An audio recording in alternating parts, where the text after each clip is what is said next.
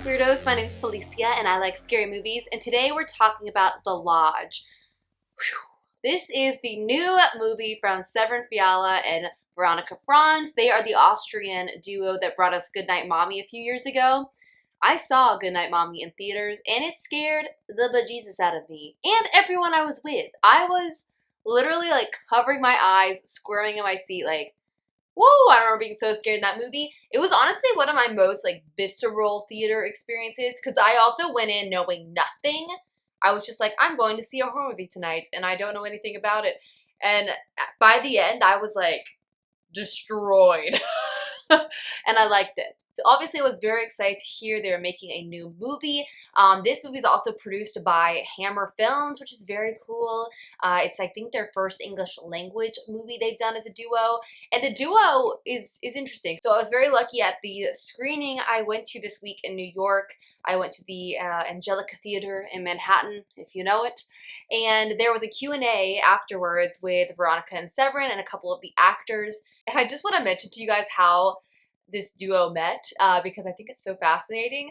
So apparently Severin was literally the babysitter for Veronica's children, okay? And Veronica didn't really want to pay him, so instead she would take him to the video store and rent a bunch of VHS tapes for him to watch while he babysat.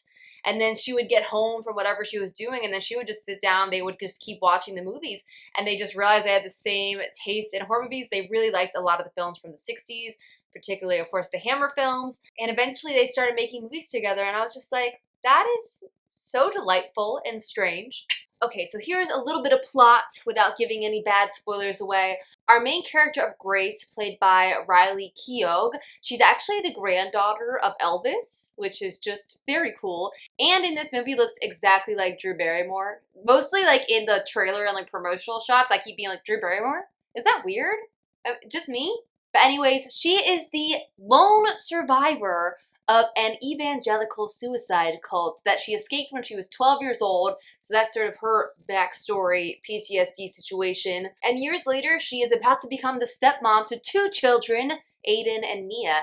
Aiden is played by Jaden Martell, who you'll of course know from It in the Chapter 2. And then Mia is played by Leah McHugh, who looked so familiar to me, but I can't remember how I know her. She looks like she's done quite a few horror movies, though. Oh, she's adorable. Oh, and also I do want to mention that the father is played by Richard Armitage? I can't remember, who is from Lord of the Rings. So pretty banging cast, I'm just gonna say that.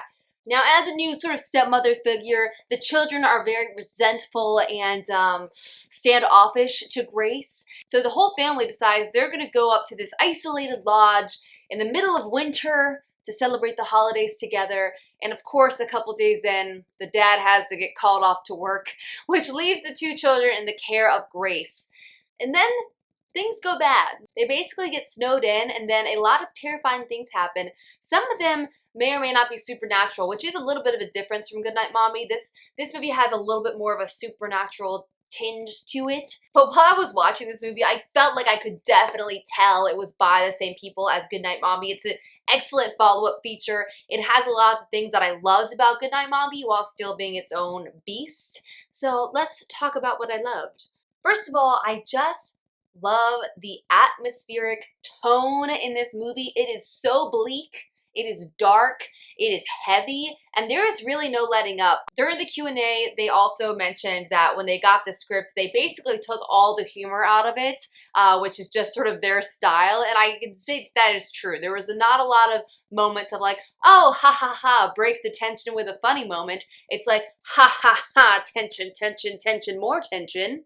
And yet, I will say, though there is a lack of humor, which is just sort of their style as filmmakers, there is not a lack of playfulness, which I really, really appreciate in Goodnight Mommy and in this movie. They are playful in the metaphors they use and the twists and turns of the plot. There is a couple of big twists in this movie, as there is the one big twist in Goodnight Mommy. And there's just something really exciting to me when I see a movie that I can tell a filmmaker is just doing their freaking thing. Like, this is their brand, this is what they do, this is what they like. And it's like when I'm watching it, I'm like, yeah, this is clearly the same people that made Goodnight Mommy. It's like they have their vision and they are sticking to it, and I appreciate that. I also really like the psychological horror aspects to this movie. For one, I really like that we don't know who the monster is. We don't, and also the characters don't. We don't really know whose side we're supposed to be on.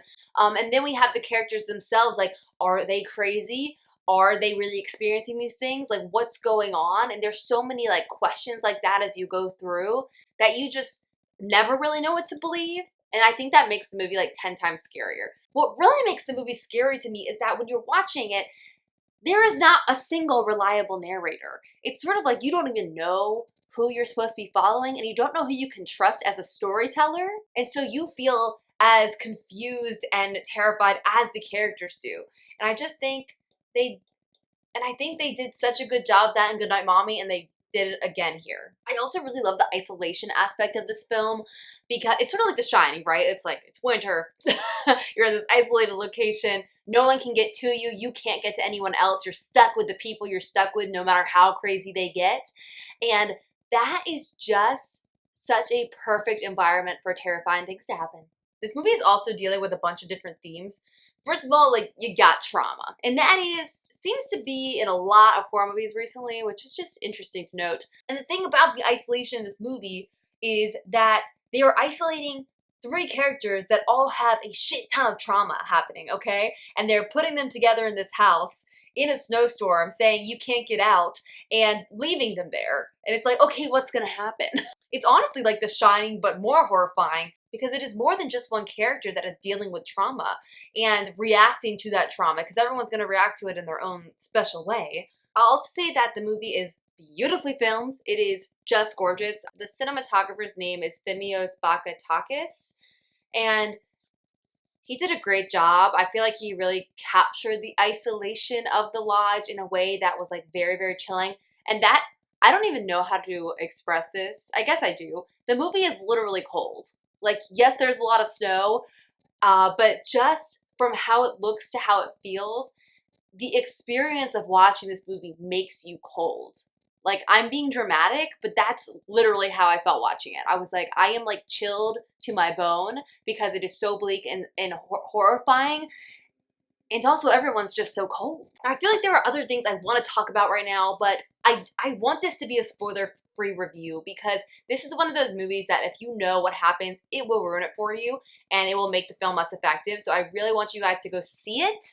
It comes out in New York and LA at select theaters tomorrow, February 7th, and then it is everywhere on February 21st. So if you are able to see it in theaters, awesome, go do that. If you have to wait for it to hit VOD, awesome, go do that. It was honestly everything I wanted it to be. Like, and from watching Goodnight Mommy, it's like you sort of know what you're getting yourself into, though I did not know when I saw that.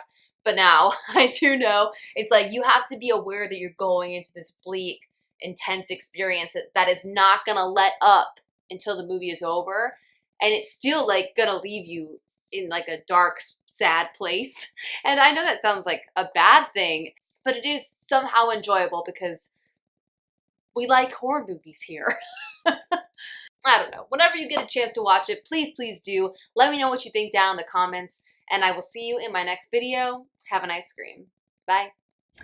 For us, it's all about that. It's not about like a preconceived thrill ride. It's not about like a formula where you always know at every moment in time, okay, now the jump scare is going to happen, now this is going to happen. But we music really, and sound design often tells you. We really feel that silence and also a form of openness where not so much seems to happen adds greatly to the film, because then you are, like, as an audience, you have to fill the gaps and say, okay, I'm not sure how I feel, okay, but what does that mean? And I think that's much more interesting for us, is people have to put themselves right there, like on the line, and not just watch something preconceived. So actually we love when people kind of ask questions, or when questions are raised. So this is one of our goals.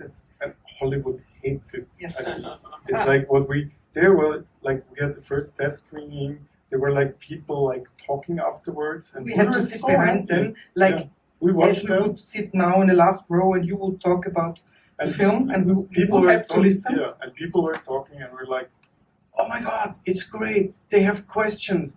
it's so interesting. They talk about it, and then like producers were like, okay, they have questions. That's not good. That's not good at all. They discuss, and we're like, yeah, but that's a good thing, right? They want to line it all out for them. Yes. You know, an idea only gets you so far. Obviously, a great ensemble. You know, Riley and Richard, they're not here. They were fantastic. But let's talk about this young cast. And what did you guys respond to about this screenplay? What did you like about it? Let's start with you, Leah. There we go. What did you like about the script? What about the character? You know, how did you develop the character? I was really excited because it was an original idea, and it's so different. I've never seen anything like it before, and I was really excited after watching Good Night Mommy, working with Veronica. And Yeah, she Stella. really watched it. We're like, it was fun. we're like, It was a really good movie. Better than me. I like Sparkle. thank you, Leah, but like, still, wow.